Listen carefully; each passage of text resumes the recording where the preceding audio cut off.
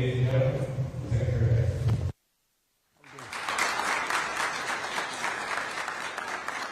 Thank you. No, thanks a lot. Okay. How we doing? I'm doing great. What a incredible way to end a day.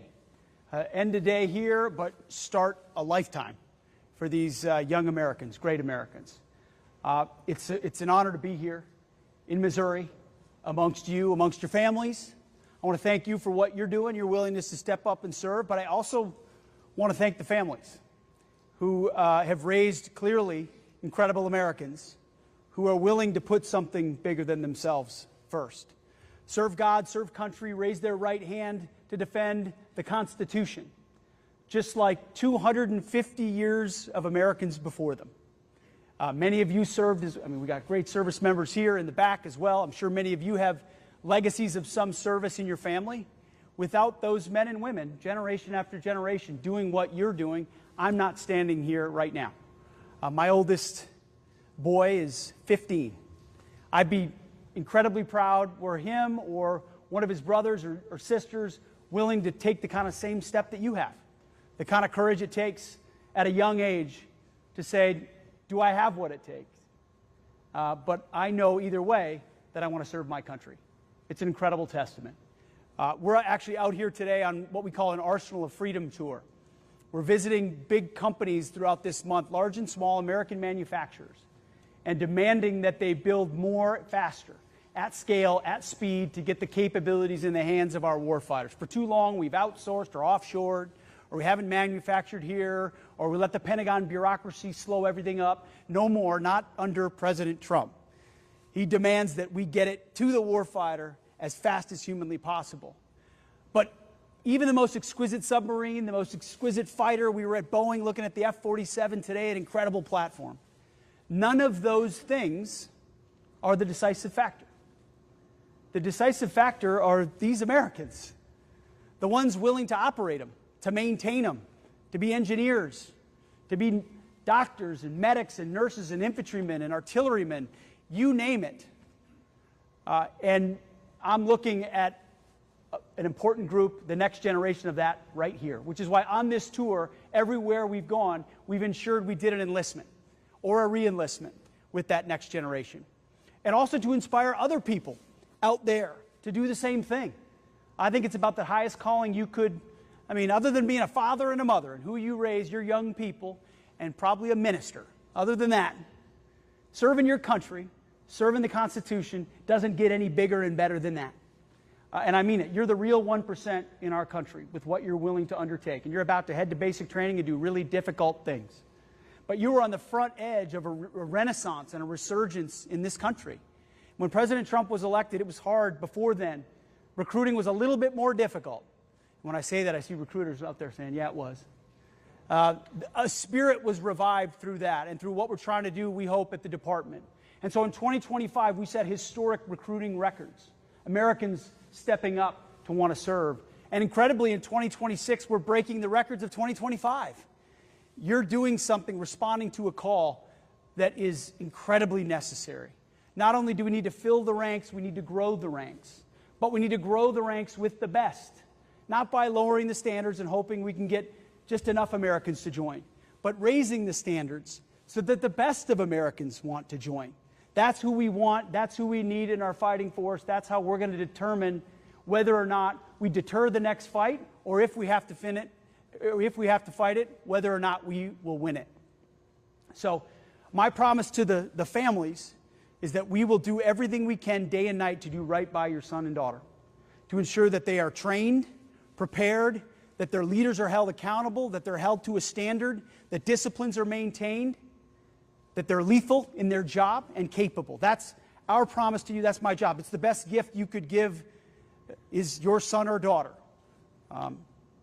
That's our charge to them. And to you, it's that we will ensure that when we ask you to undertake a task, we're giving you every capability, every piece of training, the best possible equipment, and all the authorities to close with and destroy the enemy on behalf of the American people, to defend the people you're putting on a uniform to defend.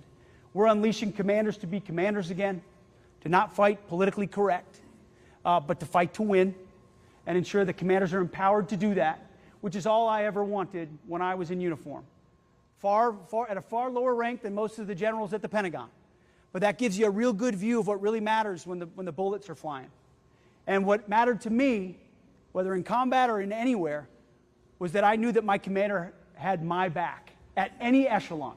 That NCO, that senior NCO, that lieutenant, that captain, you name it, that commander had our backs if we had to do difficult things. I'm going to go see my old unit on Friday, and I'm looking forward to it. And a lot of what I learned in this job, I learned in those places where what matters most is, do you have the ability to do your job with distractions removed? That's our promise to you. That's our promise to those serving. And on this tour, we're just here to thank you. Thank you for stepping up. It's a big commitment. You're about to do really difficult things, but you'll be trained to do it. And know that you are standing on the shoulders of giants. We are a 250-year experiment, if we can keep it, as was said at the Constitutional Convention. And, you know, this 250 years was set from 1776, right? July 4th. There'll be a huge party in Washington, D.C. Hope you guys can come. President Trump throws the best parties. Huge party, dating back to 1776. But all of you, you're in the 1775 business. Because before there was an idea, there were men and women willing to pick up a rifle to defend it, to fight for it. And that's what you're willing to do right here. You will fight for and with people that you agree with and disagree with, but as Americans, we fight together and we fight to win, standing strong. So thank you for what you have stepped up to do. Thank you to the recruiters and everybody else who serves to make it happen. It's a critical mission. We need our best there, enlisting the best into our ranks. And we wish you good luck and Godspeed. And I am honored to have the opportunity to swear you in to the greatest fighting force in human history. And our job is to make sure we keep it that way. So should we swear him in? Yeah. Let's do it. All right.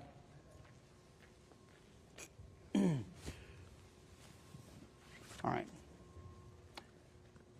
Well trained already.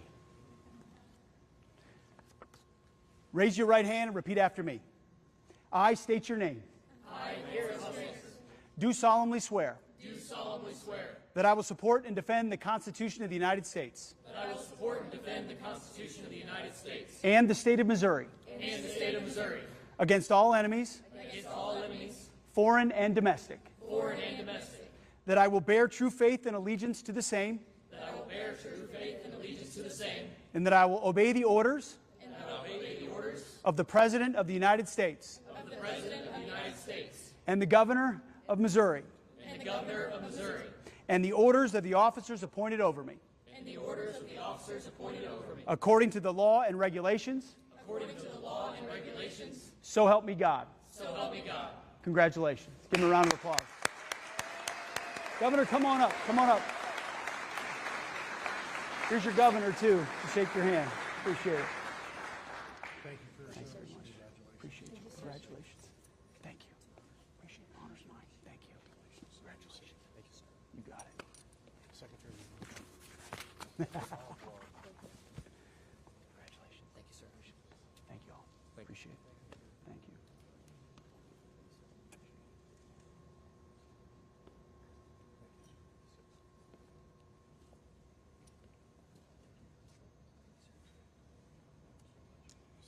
Ladies and gentlemen, the governor as well. Thank you. Thank you.